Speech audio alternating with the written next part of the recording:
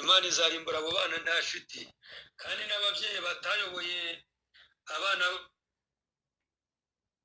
babo ntibazabura kubaho umugayo. By'umwihariko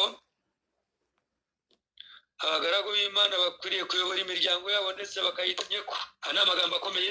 Ababyeyi bagomba guteka abana aho ijambo, nibitaba ibyo ku munsi w'uburakari bwayo bukaze, Imana izarimbura abo bana nta shiti, kandi ababyeyi batayoboye neza abana babo ntibazabura kugibwaho umugayo.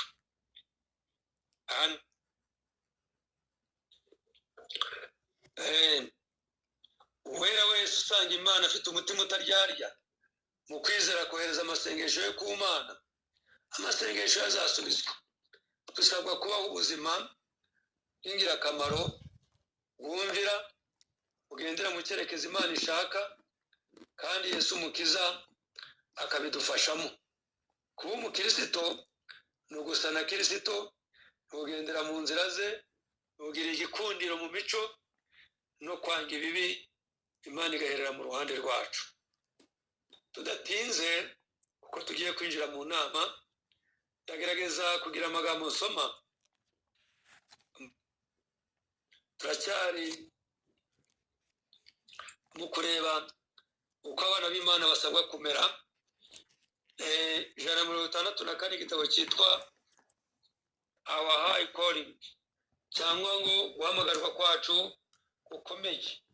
164 haranditse ngo itorero rya Kristo riri mu isi hagati y'umwijima w'iby'umwuka w'isi igometse, yasiribanze amategeko yera ya Yehova. Itorero rya Kristo riri hagati y'umwijima w'iby'umwuka.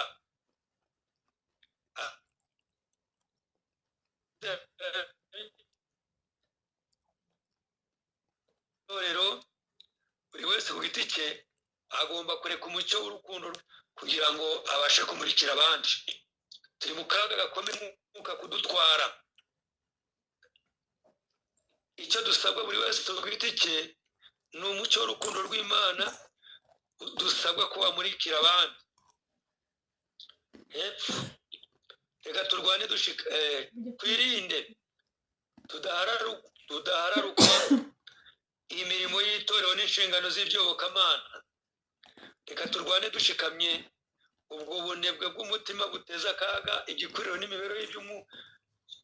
Reka turwanye dushikamye ubwo bunebwe bw'umutima buteza akaga igikuriro n'imibereho y'umukristo. Itorero rizaba rizima kandi rizatera imbere. Itorero rizaba rizima kandi rigatera imbere. Itorero rizima kandi ritera imbere ni rifite abizera bakorana umwete buri wese ku giti cye, bakorera abandi ibyiza no gukiza imitima. Icyo nicyo kizaba imbaraga ibasunikira gukora igikorwa cyiza cyose. Abakristo nk'abo bazakorana umwete mwinshi mu gukorera agakiza kabo. Imbaraga zari zarasinziriye zizakanguka, imitima izasunikwa no kwamamaza kutaneshwa,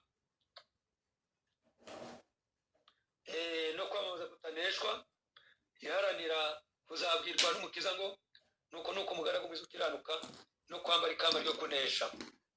Kristo ahindura itorero ry'urusengero rwiza rw'Imana, aho 2 cyangwa 3 bateraniye mu izina rye, nanjye mari hagati yabo. Ni Mateyo 18:20. Itorero rye ni ibikari by'imibereho yera byuzuyemo impano zitandukanye kandi ryambaye umwuka wera. Ijuru ni inshingano yihariye buri wese ugize itorero hano ku isi, kandi umunezero wa bose ukomoka mu munezero wabo bafasha kandi bakabahesha umugisha. Muri uyu mwanya turimo, Imana yashyiriye itorero mu isi kuyerekana imico yayo, ukuri kwayo, ubugiraneza bwayo, impuhwe zayo. Twabikora tukemerwa nayo.